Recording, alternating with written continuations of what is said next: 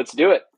Cool. So we should maybe give a quick intro on who we are and what we're doing here. So, hello everyone. Nice to meet you. I'm Louis. I'm one of the co-founders of SparkLoop. With me, I have Mitch. Mitch is one of our senior referral growth strategists. Mitch, you want to give yourself a quick background on who you are, how long you've been with us, that kind of stuff?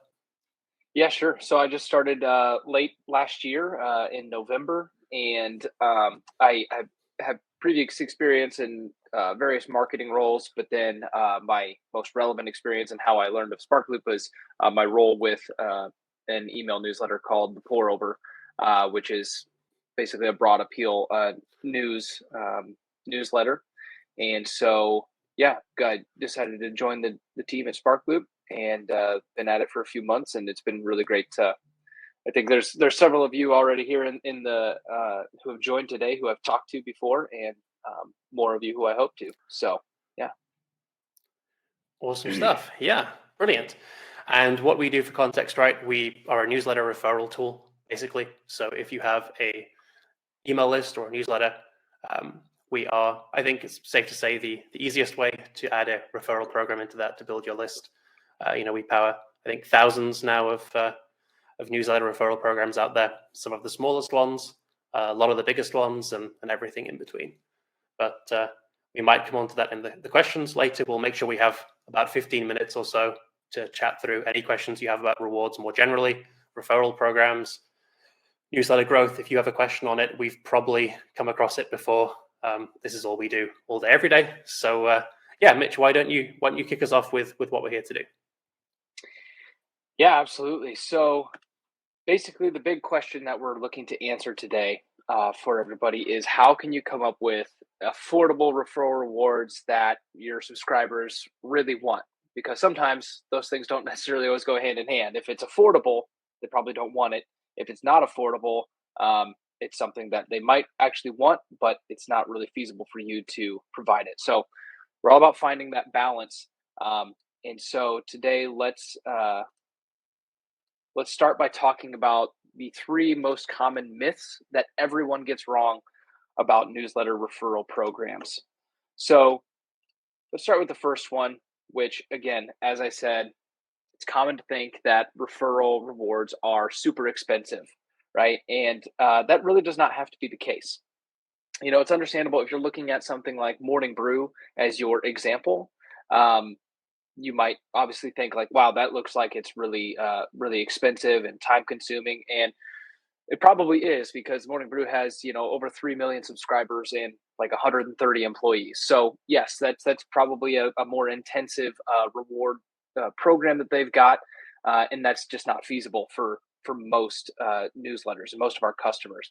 So chances are good you're going to want to start out with a more cost-effective approach.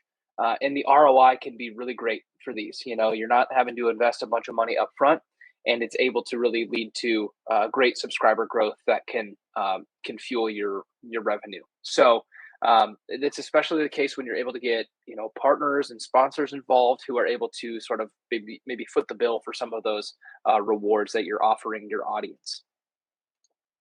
The next myth is that referral reward fulfillment is hard work. I think a lot of people assume, okay, well, if I'm doing a referral rewards system, I'm going to have to sacrifice my guest bedroom to be just a closet full of boxes of my inventory, right? And I'm going to be making multiple trips to the post office every day to be shipping this stuff out.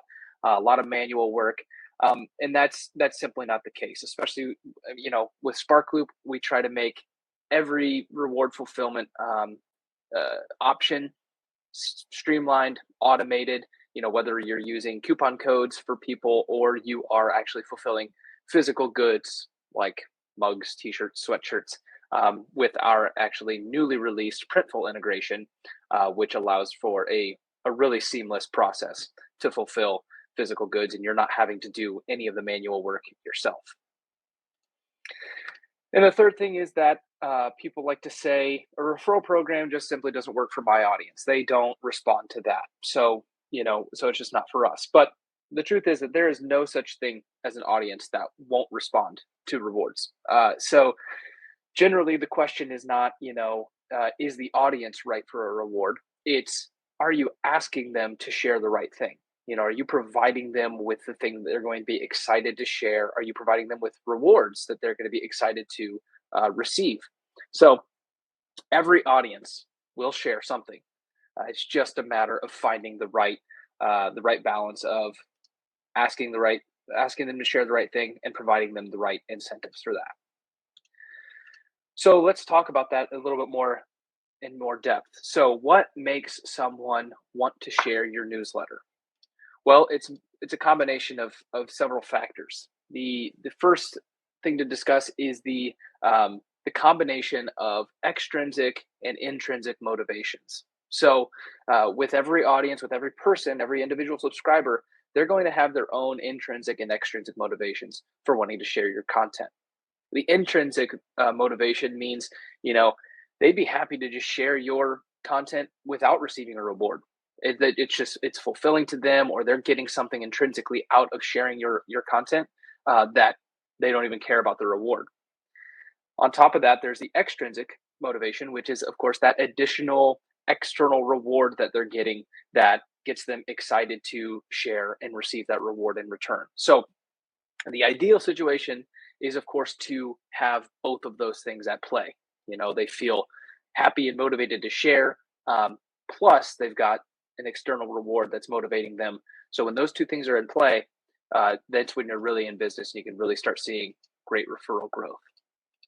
But let's dive a little bit deeper on the intrinsic incentives. There are really four main components to the intrinsic value, and we kind of compare this to the hierarchy of needs, right? So start with the most fundamental need down at the bottom. It's what's in it for the person I'm sharing with. Maybe that intrinsic value is that, hey, I'm going to share it with my friend and they simply get to enjoy access to the content that I've been enjoying. That's very simple. Or maybe it's, hey, I'm going to share it with them and then they are going to receive the stickers that I'm going to win too. I share it with them and we both get stickers. Cool. That's the lowest intrinsic value, is I want to benefit my friend. Next up is talking about, how does it help me? What's the benefit that I'm going to get from it? Again, maybe it's just, I'm happy to share it because I want to get that reward. I'm excited to win the stickers or the mug or the free PDF that they're giving out. Or maybe it's like, I want to share this with my team because they're going to be better marketers because they subscribe to this newsletter, and then that's going to reflect better on me as a manager. So that you're looking for, how does sharing the reward help the subscriber or the referrer? Then next up, there's the aspect of, how does it make me look? Why are they wanting to share it? Are they wanting to look like they're an insider? Like, hey, look, I feel honored to be part of this because I look like an expert because I subscribe to them. Or, hey, I'm ahead of the curve and I saw the funniest, coolest meme before anybody else because I'm on this newsletter. And then finally, probably the hardest intrinsic motivation to tap into would be, how does sharing this make me feel? If somebody's just so bought into what you're doing that they just want to share it because they're behind your mission or your organization, that is ideal. But that's typically pretty hard to nail that. So naturally, most newsletters, you're not going to be able to tap into all of these different things, but just kind of having an idea of what those intrinsic motivators are that are getting your audience to share, that'll really help you to kind of craft the messaging to be as effective as possible. When you know what's motivating your audience, you can really lean into that as you look to try to get them to motivate to refer even more. So now let's talk about the extrinsic incentives as well. Really, when it comes to extrinsic incentives, we've got two main types when we're talking about a referral reward program. They are milestone rewards, and then they are giveaway prizes. Okay, so let's dive into that a little bit more. So rewards are likely what you're already pretty familiar with, right? That's where you're setting up milestones for people to hit, and when they do, they get the reward for that level. So you do X, you get Y. They're guaranteed to get something, and when they hit those milestones, they're gonna immediately get sent that reward, and it's probably going to be a little bit lower value. Even when they get up to 100 referrals, for instance, with the example here of Stacked Marketer, they're only getting a backpack, or they're getting a lifetime membership. Then obviously their showstopper reward would be getting a trip to Vienna. But for the most part, these are all going to be relatively lower cost rewards. You're guaranteed to get it. Once you hit the milestone, you get the reward. Compare that to the giveaway prizes. That's where generally, depending on how you want to run the giveaway, you are giving everybody the opportunity to basically enter to win. And so you can set it up whatever way you want to. Maybe it's get as many referrals as you can, and every referral is an entry into the drawing. Or maybe it's the person who gets the most referrals will win. Basically, there's a smaller chance of winning, but the prize itself is going to be a lot more valuable. So for instance, you think Morning Brew, they're often giving away MacBook Pros for their giveaway. So again, with this, it's small chance of winning, a big thing. Whereas with rewards, you have a pretty good chance of winning all those small things along the way. Now, with giveaways, you can really tap into the excitement of the kind of the time bound, the competitiveness of it. There's an urgency and exclusivity to it. And so really giveaways are a great way to get bursts of new referrals for people when they're excited about the big prize that you're giving out. So next we're going to talk about what is your reward budget, and now Louis is going to take over and discuss that in more detail. Yeah, I am indeed. Thank you very much, Mitch. So I did forget to say at the top, that's my fault. If you have questions as we go through, please just put them in the chat. Me or Mitch will mark them as a question. If we see them as we go through, we might answer them straight away. Otherwise, we will have time at the end to go through any questions you have. So if something pops up, if something isn't clear, whatever happens, just put those in there, and then we will be able to get to them at the end. So when it comes to actually putting together your rewards for your referral program, one of the biggest concerns, understandably, is going to be around the budget. Is it affordable? How much should you be spending per referral, per reward, that kind of stuff? Because obviously the rewards that you see people talking about tend to be the bigger things that can be a bit more expensive. And not everybody has the budget for that, or really the need for that.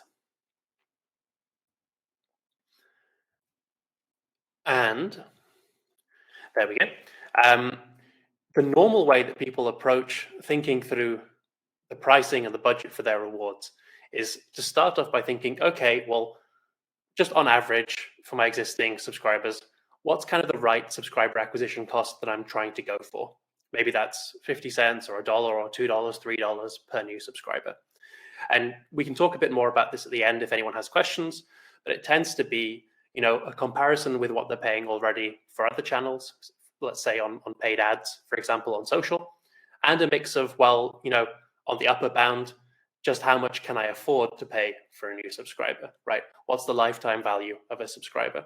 What's the acceptable payback period, right? So how much revenue do I need to make from a new subscriber, let's say in the first 3 or the first 6 months? That might be your kind of upper subscriber acquisition cost that's acceptable for you. And then the next step tends to be going out and saying, well, okay, if I want to do branded t-shirts, maybe they cost $10 for a t-shirt.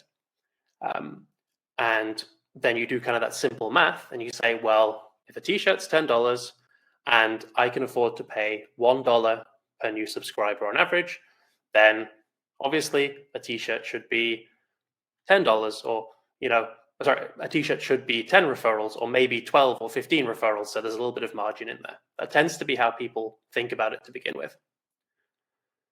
And it's not a bad starting point, but it's not the kind of the best way to approach this. And there's a couple of reasons why that I'm not going to spend a long time on, but I am going to jump into real quick. So imagine on this graph, I'm not sure actually, can Mitch, maybe you can verify this for me. Can people see my mouse when I move my mouse? No. Okay. Well, don't worry. In that case, don't worry. I'll just kind of point to it then. If you look at the chart that we have there, imagine that the dotted line is the number of referrals that you need to get for that t-shirt. So let's say 10 referrals. And then imagine that the bars are different people, how many referrals they've made, right? So the first one might be 6 referrals. They haven't won the t-shirt. The second might be 9 referrals. They've almost won the t-shirt, but not quite. The third might be 16 referrals. They've won the t-shirt and made more. And then the last one might be 11 referrals. They've just won the t-shirt and made 1 extra referral. What you can see if you look at that kind of graph altogether is for that, you have what, let's say 10, 25, 35. You have about 40 referrals, but only 2 people have actually won the t-shirt.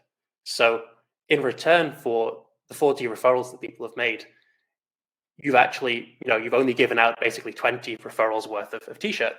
And that tends to hold true really across all different kinds of audiences and all different kinds of rewards. You tend to be able to give out almost, twice as much prize or twice as much reward per dollar that you think that you can based on like that simple subscriber acquisition calculation. And that's before you factor in that on average, subscribers who come in through referrals, they are going to be a higher quality subscriber than you're going to be getting even from organic subscribers, but definitely compared to Facebook ads, sweepstakes, competitions, paid ads, stuff like that. So they're going to be more likely to stick around, more likely to purchase, more likely to refer themselves, more likely to click on ads, less likely to unsubscribe. And when you factor all of that in together, you kind of end up with this simple rule of thumb, which is do the simple math, work out how much you want to pay for a new subscriber on average, but then be somewhere between 2 and 3 times more generous than that kind of calculation works out. So if you think that you can pay, let's say, $1 for a new subscriber and a t-shirt costs you $10, you don't need to set the reward tier for that t-shirt to be 10. It could be 5, it could be 4, it could be 6. And you'll still be kind of positive on the ROI of that. So you can be a lot more generous than you think you might be able to be. That said, the value of a reward, how effective it is as a reward, really doesn't have anything to do with how much that reward costs you. And the best example here, I'm not going to share who it is, but it's a very famous author who has a weekly newsletter that goes out to about 2 million subscribers. And we've been working with him for a while now. And I think this is a really good example of how value and the price, the dollar value of the reward and the actual effectiveness of the reward have nothing to do with each other. In his newsletter, he did a really big giveaway with a branded mattress company that has these really cool luxury mattresses. They cost thousands of dollars each. And he gave away 20 of them completely free. And the results were okay. He got some referrals, but they weren't amazing. And then he ran basically the exact same giveaway. Same people, same time frame. There was enough space in between. The messaging was roughly the same. Nothing really changed, except instead of these mattresses, this expensive prize that he was giving away, he gave away kind of hidden, exclusive, previously unseen chapters of his very famous book that he'd written but hadn't included and hadn't given away before. And in this case, it was a giveaway. So he was giving away 20 to random people who'd made referrals, the exact same conditions each time. And the book chapter, as a reward, it smashed the mattress reward out of the park. It was about 5 to 10 times more successful. Got way more referrals. And it's just such a good example of the things that people want, especially if your audience is relatively affluent, really doesn't have such of a strong correlation with how much that thing actually costs to fulfill or what the dollar price tag is on it. So if that's the case, well, what kind of rewards do tend to work best? And I think what we have to do there is we have to kind of couch this advice in it's an art more than a science, and it all depends completely on the relationship that you have with your audience, and you will understand your audience better than anybody else. So we are going to share some examples in about 5 to 10 minutes. But before we do that, what tends to be more useful is just to go through the different kinds of sources that are available for rewards, the different kinds of things that can kind of, give you some inspiration and get you thinking of things that you might have available that your list would respond well to. And the first of those is exclusivity. So exclusivity is super powerful as a referral reward. And the idea here is you don't give people something of any monetary value necessarily at all. You just give them access to something that there's no other way to get. So I'll share some examples at the end, but a really good one here is, for example, a Sunday newsletter, an insider newsletter that you can only get access to if you've made, let's say, 2 or 3 referrals. Or maybe even a section inside your newsletter that you only get access to when you've made a certain number of referrals. Maybe it's a bonus chapter from one of your books. Maybe it's a downloadable, a PDF, a secret product. It can be anything. The main thing is that it should be something that the only way you can get access to that is by sharing. A second one similar to exclusivity would then be the urgency. So urgency is something that you can't really build into a milestone referral program. It has to be quite time sensitive, obviously. But what you're doing there is basically saying, we're going to give you this certain thing, and it's not going to be any cheaper. It's not going to be any more affordable, but you can get access to it earlier than anybody else if you make a certain number of referrals today or this week or this month. So this works really well if you have events, for example, or if you have a new product launch coming up and want to say, well, make a referral and you'll get early access a day before everybody else to the product launch. Let's say if event tickets are going on sale on Friday, make 2 referrals by Thursday, and we'll send you access to book your tickets 24 hours early to make sure you don't miss out. If you're launching a new newsletter, or you have a big announcement, or you're launching a podcast or anything like that, you can always build in, quite an effective referral trigger by just saying, well, look, if you make a referral today or this week, you'll get to find out what that thing is a little bit before everybody else. And that can be super powerful, and it's something that nearly every newsletter can do.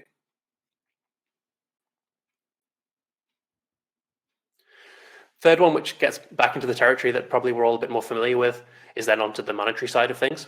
So that's pretty simple. It's discounts, it's free memberships, it's coupon codes, it's gift vouchers, it's memberships, it's all the different kinds of things that you've probably already considered. Doesn't work all the time, of course, if you don't have, for example, a paid product of some kind. It's a little bit more difficult to do, but you can still collaborate with a partner, with a sponsor, with a brand, and get, for example, some coupons or some gift vouchers from them, and that can be very effective. An underrated source of referral rewards that we see working really well is what we kind of lump in together under this personal name.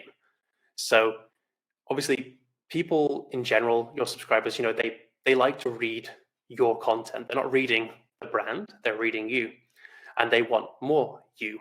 And that could be anything from a chat, a coffee together, a virtual coffee, a tour of the office, through to just kind of like, we have some people who will do special little inside kind of updates and bloopers and behind the scenes of what's going on in their lives, and kind of on a more personal level, and that can be really effective.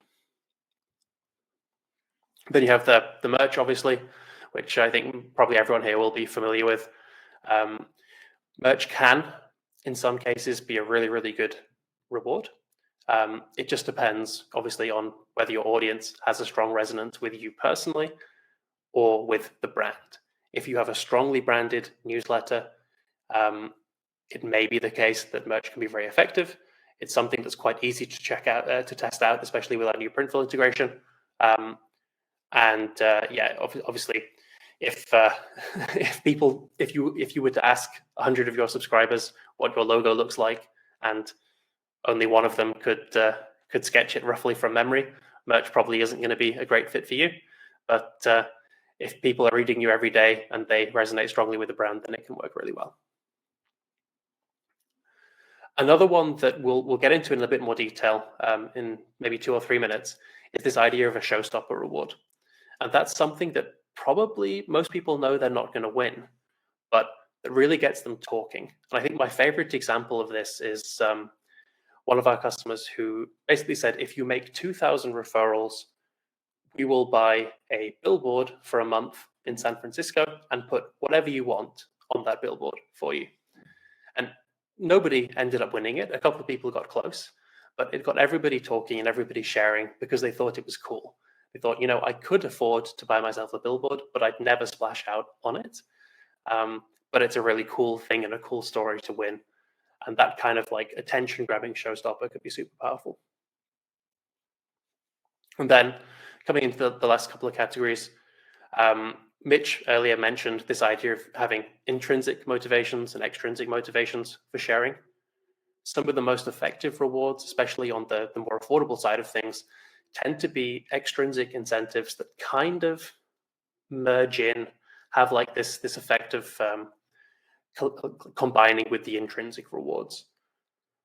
For example, giving people a shout out in the newsletter or a shout out on social media if they make a certain number of referrals. Well, the intrinsic effect is, I want to be seen as someone who knows what they're talking about in this field and a thought leader or someone who's like related to this brand. That's kind of why they'd share, even if you weren't giving them a reward.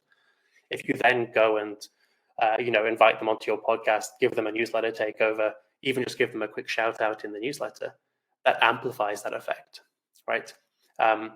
If, let's say it's an industry specific newsletter and I'm sharing with my team internally because they should be learning about the same stuff in the newsletter because it's good content. Well, a really good intrinsic kind of reward might be to say, well, share with 5 people on your team and we'll give you a special group team discount rate for the paid version of the newsletter, for example, or for an event that we're throwing. So it merges that intrinsic and that extrinsic reward.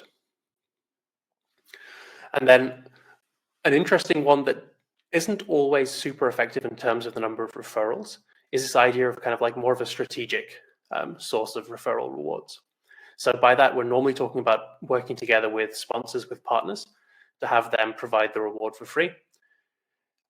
Now, obviously, it should be something that your audience wants, but the nice thing about this is not only is the reward free, if you're doing this with a sponsor, with a partner, you're very likely to be able to get them to, actually pay a sponsorship fee for providing the reward as well. So it has other benefits in terms of connecting with partners, not just the kind of the direct referral benefit. And then the last one that I want to touch on quickly, which I think is super underrated, is this idea of more unique referral rewards. And what we're talking about there is kind of just things that are, related to your brand, related to you, that make people sit up and take notice. They don't have to be big. They don't have to be flashy. They could be as simple as having a badge or something in the newsletter when you make a certain number of referrals. It could be as simple as just sharing the name of the person on a special page on the site. Or it could be pretty crazy, and it could be tattoos and naming people in books after specific referrers, people who make a certain number of referrals.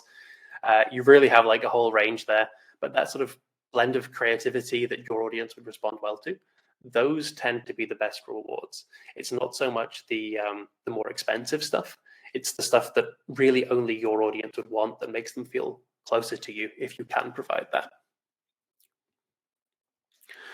So with that being kind of the different sources and the inspiration for where the rewards might come from, you probably want to go away at that point, and it's something that we tend to do on our concierge onboarding calls and in our concierge onboarding process, is to go away as a team and brainstorm through all those different options. We'll go through the different things that we talked about and say, hey, what are 4 or 5 things that might work there for your audience? And that's something that teams at newsletters will like to do internally. It's a fun thing to do, and you can be surprised. You'll come up with 5, 10, 15 quite exciting potential options, where maybe going into it you thought, I really can't think of anything other than a $10 coupon code or something like that. But once you've got those options, you then need to do something with them. And then the question comes up, well, should I have one reward? Should I have two? Should I have 15? Should I be doing a mix of giveaways and milestone rewards, or just giveaways, or just milestones? Should I, have a reward for one referral, or for 3, or for 10, or for 1,000? Do I need something above 100? All those kind of questions.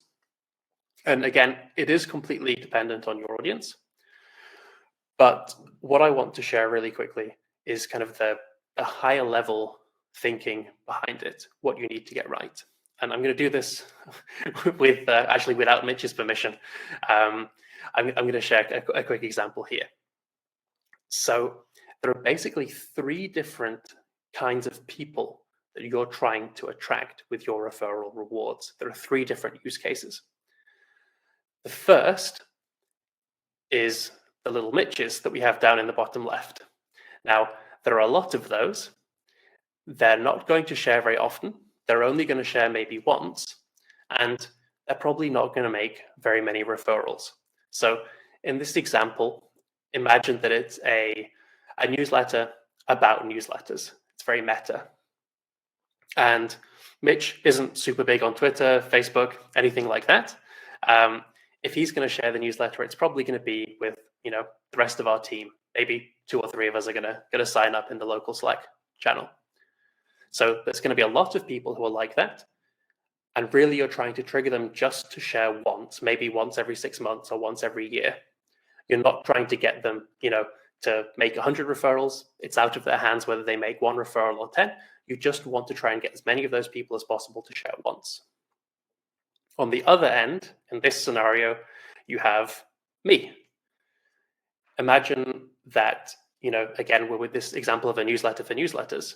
Well, I read this newsletter, I look at my referral link, and I think, hey, I could share this in the SparkLoop newsletter to 10,000 people who are probably a really good fit for this tomorrow. And maybe 500 or 1,000 of them might sign up. I could get 500 or 1,000 referrals just by sharing once. So in that scenario, yes, you still want to have loads of, a really good reward that incentivizes people to share once when they think they're only going to make 1 or 2 referrals like Mitch. But there are going to be a couple, just a handful of people who are more like me in that scenario, who you still only want them to share once, but they're going to be able to make a lot of referrals. So you want to give them something that's really exciting in return for making hundreds or, maybe potentially even thousands of referrals for achieving that. And then the third option is a guy called Rob Allen, who apparently some of you know. And Rob is a friend of ours, and he is also the all-time highest referrer across any newsletter referral program as far as we can tell. He's referred, I think, nearly 4,000 people to Morning Brew so far. And he's unique in that he doesn't have a particularly large audience of his own, or at least he didn't when he started. What he's done is he's referred again and again and again, and he's been incentivized to put work into it. The gamification of Morning Brew's referral program really worked on Rob. He wanted to keep putting effort in and answering Quora questions, and he did all different kinds of things to make lots and lots of referrals. Now, in your newsletter referral program, you want to focus more on the Mitches and a bit on the Louis in this case. But you don't want to completely forget the Robs. The people who, if you do gamify the program a bit, if you do give them the incentive to keep trying, can make more and more referrals and keep attempting it. So focus on, in this case, the Mitches, a little bit less on the Louis, but don't completely forget about the Robs. And the reason kind of I bring those up is because when it gets to your referral structure, you've got to think about how do you hit kind of all those 3 points, right? So on the lower end, the absolute most important thing is what we call the trigger reward. It's something that's completely automated, should be basically free for you, that you give away for as few referrals as possible. So it's the thing that everybody thinks, if I just share once, I'm guaranteed almost to get this thing. And in this case, it could be a PDF, it could be a coupon, but it's normally between 1 and 3 referrals, the lower the better. Then you go to completely the other side of things, up to the Louis in this case, and you say, well, what can I do for someone who has the potential to make 100, 200, 500 referrals or more, just by sharing once, basically, to their own Twitter audience or their own Facebook audience, TikTok audience, whatever it is. And you want to have something really exciting for those people as well. And then in the middle, you probably, depending on just how many people your audience can refer, you probably want to have what we call momentum builders and aspirational rewards. So things for the Rob Allens, in this case, the people who will keep attempting to refer, who like the gamification, who like who like the brand and like trying to keep making referrals. And the rewards in the middle are slightly less important. That's where you get more into like the swag and that kind of thing. But it's if you have stuff there that works well, then it's nice to put those in as well, because you never know when you're going to find in effect a super sharer like Rob, who is happy to go out there and send through 1,000 or 2,000 referrals your way. Now we're going to finish up with a couple of examples from different referral programs and rewards and what makes them work so well, and then Mitch will jump into some questions as well. So this is a really good example from James Clear's newsletter, and I like it because it's probably the complete opposite to what most people think of when they take a look at a newsletter referral program. Normally you're thinking of what Morning Brew, TheSkimm, The Hustle does, very gamified, a lot of expensive rewards. Well, James Clear has, I think, well over 1 million subscribers now, and he gets thousands and thousands of referrals every month with one simple reward, and you have to make only 3 referrals to get it. And it's simply this list of insightful speeches that he's compiled. So it's in many ways the complete opposite of what a Morning Brew or a Skim or the more popular programs out there that you may have seen do. But it works, on a cost level, definitely way more effectively. And in absolute terms, not much worse and for a lot less work. So you can really see there are like these kind of two extremes, and the effectiveness of rewards really are based more off your audience and your relationship with them than the kind of objective value of any specific reward. A second example that I wanted to bring up is from quite a new newsletter from Adam Ryan called Perpetual, which he sends out every week. And he plays really well on this exclusivity angle. In his newsletter, you get the entire newsletter for free, and there's one image in it, one graphic, which kind of encapsulates everything, which has a really interesting, unique insight. And what he does is he uses what we call the locked insider section reward to say, well, if you want to get access to this image, great, it's free. You've just got to make one referral, share with one friend who would like this, and you'll get access. And this can be super effective because you're scrolling down the newsletter, you're enjoying the content, and you see, oh, I can't get access to this thing. Why can't I see this? I really want to know what that thing is. And it can be a really powerful motivator to get people to share. Then I feel almost bad. I don't know, Louis-splaining the pour overs rewards to Mitch, but I'll have a stab at it. I think what I wanted to highlight here really is, this is much more on that kind of swag focused stuff. The pour over is quite strongly branded. People read it every day. They resonate very strongly with it. And more importantly, there is an enormous amount of intrinsic goodwill, I think, in the pour overs audience. They like sharing it intrinsically anyway.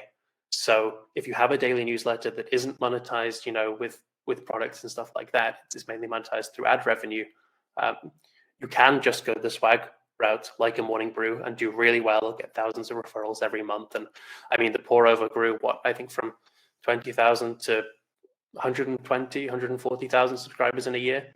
So, it doesn't need to be, in some cases, if you do have that kind of audience that's more similar to a Morning Brew, you can do exactly what they did slightly more easily with this kind of reward. Then another example I want to bring up real quick is the flip side. And the reason I'm bringing this up is because it's an example of a reward that works super well for them. It's super simple. It's just a giveaway. Every month you make referrals and you'll be entered into a giveaway to win a $200 Amazon gift card. Now, their audience is students. Students have a lot of time.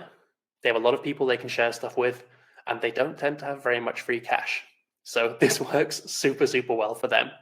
If you try and do this with an audience of professionals and give away Amazon gift cards, it's crickets. You get, instead of getting thousands of referrals each month, you get literally maybe 5 or 10 referrals each month, and those don't tend to be particularly high quality for that audience.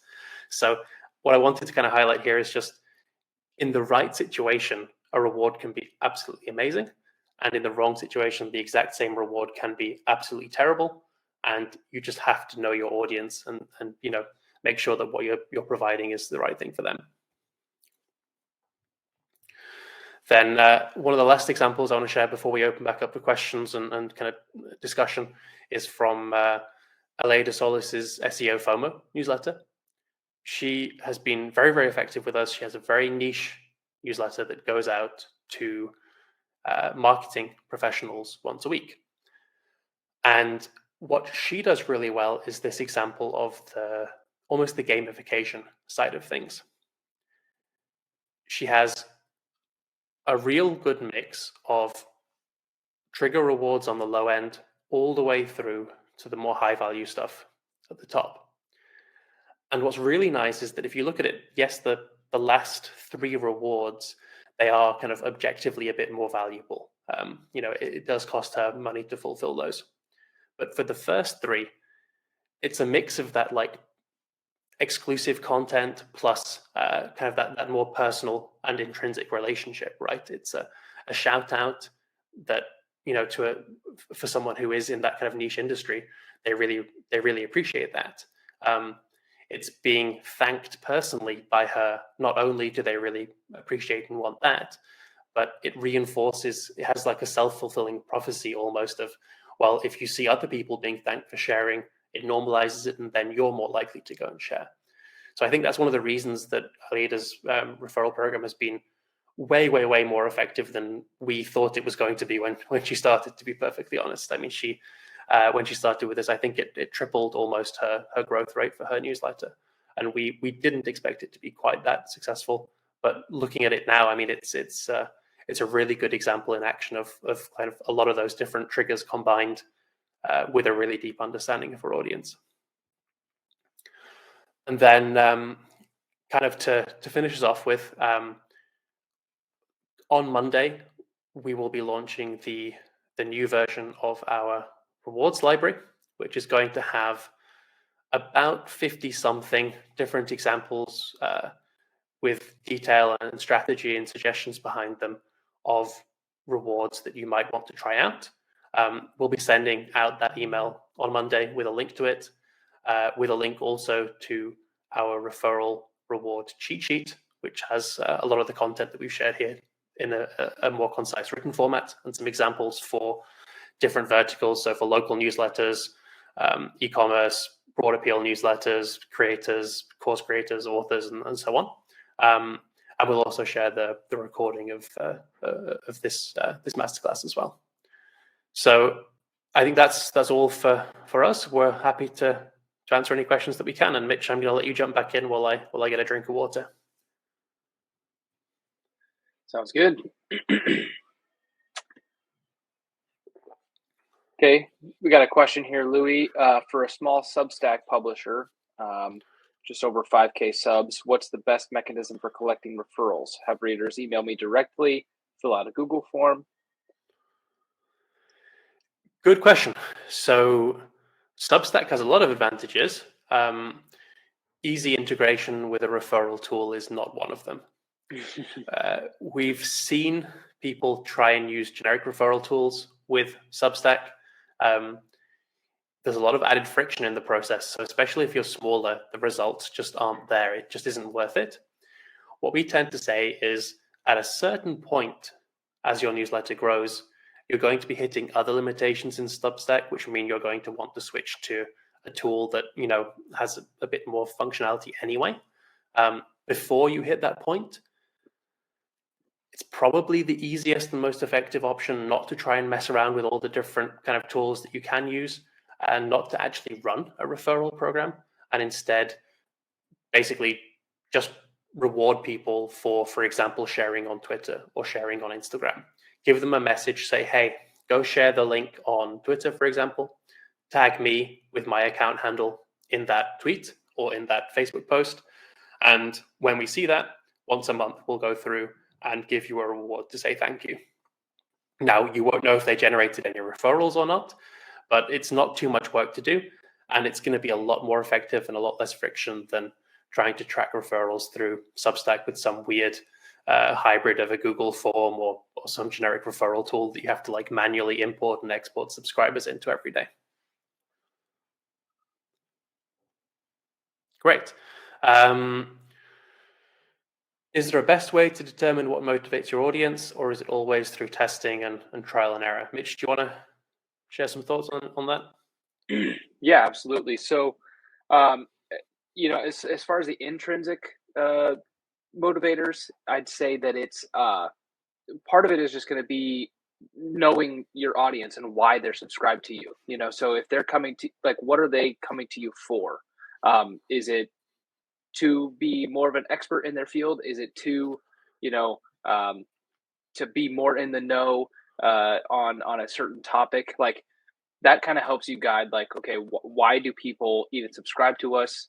What's the intrinsic value they're obviously getting? And then as far as like the extrinsic, I mean, again, like Louis was saying, going through all those different examples of the different types of rewards, you can kind of have an idea, again, just knowing your audience of which of those might work.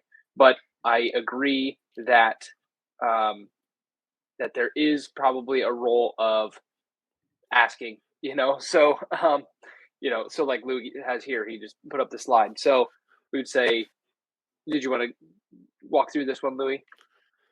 Yeah, sure. So what I was going to say is we do recommend asking your audience and talking to them about it. Mm-hmm. But the trouble that you'll have is as soon as you ask your audience what they think you should give them as a referral reward, basically what happens is they start trying to play marketer and they start thinking about what other referral programs are offering them. And a lot of the value goes out the window. They'll start saying things like stickers and socks and t-shirts because that's what they've seen in the other newsletters that they subscribe to.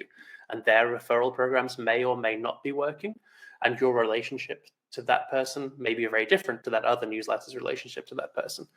So what we tend to say is, firstly, ask people, but ask them different questions. Ask them kind of more open-ended questions that help you understand them rather than asking them to pick your rewards for you. Ask them who they're sharing with. Ask them why they open the newsletter, what they're excited about when they look at it. Ask them what kind of stuff they want more of from you, whether that's content, your time, events, stuff like that. Take a look at what you're already monetizing. If they're willing to pay you for stuff, there's a good likelihood that they're willing to refer for the same kind of stuff or for more of it. And also maybe ask them why they haven't shared yet, or who they'd be sharing with and why they haven't done that yet. So that's a great place to start. On the testing of it, A/B testing doesn't really work with referrals, just because there's such a delay in terms of the referral actually happening, because they get rewarded when the person signs up, not when they actually share. So it's really difficult to A/B test. Even with a really, really large list, we see it being much more effective when we do concierge onboardings to test things with just like a simple time-limited giveaway. So say to everyone, for example, hey, make 5 referrals this week and we'll give you, I don't know, a t-shirt. So there's a little bit of urgency in there. If people make the 5 referrals, great, they get a t-shirt. If it turns out that it didn't work so well, you can try something completely different a week or a month later, and no one's going to be annoyed that you removed the t-shirts because you clearly stated how it was going to work. So in general, easier to test that way.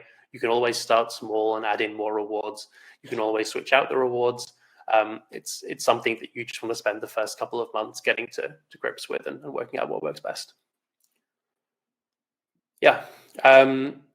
What else have we got? Let's have a look. So can we share some benchmarks? What are good, medium, and bad viral coefficients? And it's interesting, before this, I used to work more in software as a service and in e-commerce. And there you do talk a lot about the viral coefficient, and that's a really good way of measuring stuff. We actually don't track that at all at SparkLoop because you have so many more subscribers and the relationship is just so different. So what we tend to benchmark on is take your existing subscriber growth rate, and then our benchmark is how much better your growth rate will be, how much faster it will grow with a referral program. And what our data tells us is whatever your growth rate is now, on average, a referral program will boost that by about 35%. On the low end, so if you're doing minimal, 1 or 2 rewards, low objective value, not much, no giveaways, not much gamification going on, sending emails maybe once a week, you should be aiming for about a 15 to 20% growth boost compared to what you had before. On the high end, if you have a mix of good rewards, an audience that likes to share, a really good newsletter, you're emailing multiple times a week, for example, you should be looking at 50% faster growth and above. We don't focus much on the really kind of standout success stories because they're not, replicable. They're not something that everyone can achieve. But 50% and above is definitely something that you should be aiming for if you're looking at that case. And it can go much higher than that. Yeah. Let's see, what else do we have, Mitch? We've touched on the research methods, I think, already. Brian has a question. Any suggestions for other work in the Key Stage 12 field where teachers are the primary audience? I'm guessing this is more about, maybe, Brian, if you want to provide a bit more info on, are we talking what kind of rewards might work well, that kind of thing. If you want to share a bit more info there, then maybe we can be a little bit more helpful. I'm struggling a bit on the question. Mitch, are you... He said yes, rewards. Okay. Yeah, I believe I've talked with Brian before, and that it's pretty specific. Maybe that'd be something, Brian, if you want to reach out to us, I'd be happy to maybe hop on another call with you and we can revise your reward structure. It looks like you have another question in here talking about switching up the levels that you have set for each reward. So maybe that's something that we can dive into your use case specifically another time. Yeah, for sure. So let's jump. There's a couple more interesting ones. So we'll do a couple more, maybe another, we're doing for time, maybe another 5 minutes, and then we'll call it a day. And obviously, if you have any questions, please shoot them over via email afterwards. If we can't get to them here, we're more than happy to talk through those and provide any support and any feedback that we can. So some interesting ones here around the fulfillment. A friend, who I'm not sure who that is, says, we have a global audience. Do you have any tips on shipping swag, physical merchandise out internationally? We've got really good swag, but we have to limit it to the States and Canada, or think of other rewards that don't require international shipping. So this actually gets into the fulfillment question. The way that we like to fulfill physical rewards at SparkLoop is through our direct Printful integration. And Printful has fulfillment and distribution centers all over the world. So they will print it basically, or create the product in the fulfillment, the distribution center that's closest to the person, and send from there.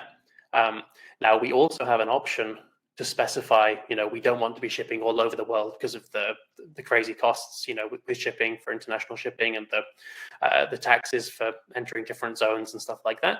So with our Printful integration, you can just specify in your terms and conditions, and also in the integration, that someone has to include basically that they have to put in a US or a Canadian or a UK or really any country that you want, that you have to put in those shipping addresses, that it can only be shipped to a specific country or set of countries.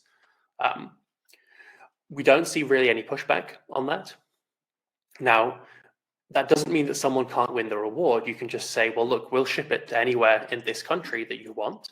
That can be a friend, that can be a forwarding address. we'll do that for you for free. We'll hold up our site, but we can't ship it, to somewhere in the middle of nowhere in Siberia or something like that. And if they really want the reward, then they have to provide a shipping address in the US and can get it forwarded from there if they really want it. And we don't see any pushback on that, and it tends to work really well.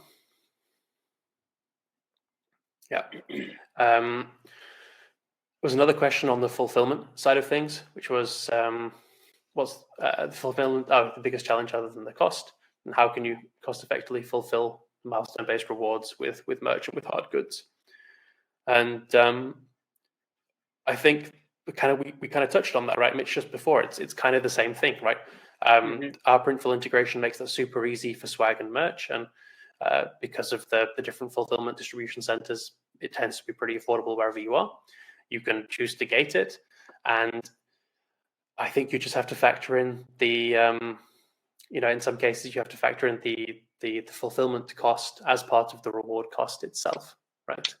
And just try and come up with rewards that you can fulfill in an automated way, or don't use them as milestone rewards. Use them as giveaway rewards, or do it, in a batch where you'll have a giveaway for a month, and then at the end you'll send out a big batch. So there's, if you have to fulfill it manually, there's less work involved for you. And the fun one that might be a good one to be the last one, Louis, would be, what's the same stupid mistake you see people make with this over and over, and you just shake your head that they're not thinking? Anything that comes to mind for you? We don't have time for this. It could take a long time. I'm going to throw stickers out there into the mix. I know the pour over does well with stickers. I think the two biggest ones are going to be stickers. I'm going to do three. I'm going to share three that don't work, that people keep hitting me up with, and that nearly never work. Stickers is number one. If your audience, if you're not a graphic designer or a cartoonist or something where your stickers are amazing, or you don't have an audience of developers who love to put stickers on their MacBooks, avoid stickers. That's the first one. Second one is one-on-one or group calls with people.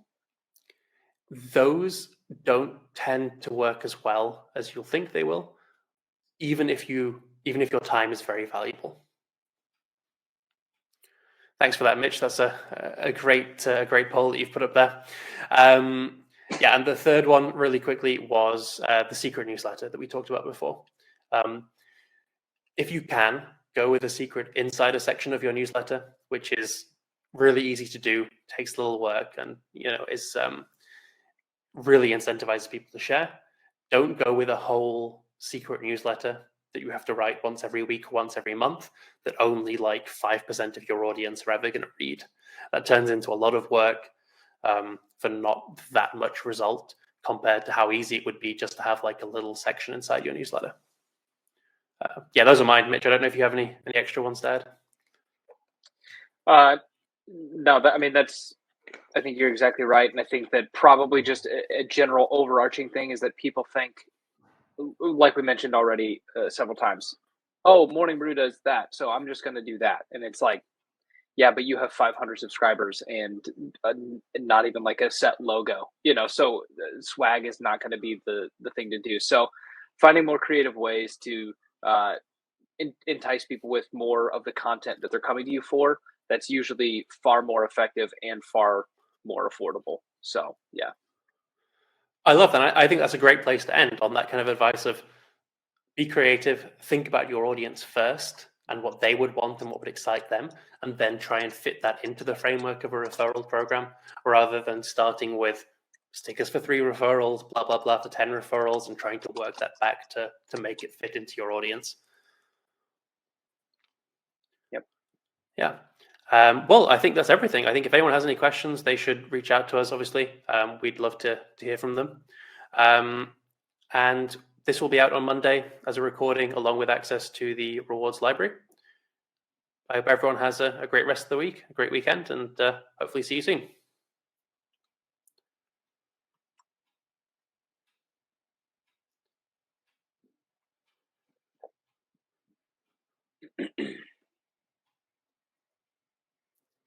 Sorry, I just felt like people. I felt like people were dying to know, which. Yes. Oh no, and I agree. I like how it went out. I also like how we're now in this. We're so used to being on calls together that we now just automatically wait for everyone to leave before we start talking again. So Yep. yeah, let's. It is indeed. Well, let's. I think we can call this a wrap. Let's leave the stage. All right. Peace. See you later.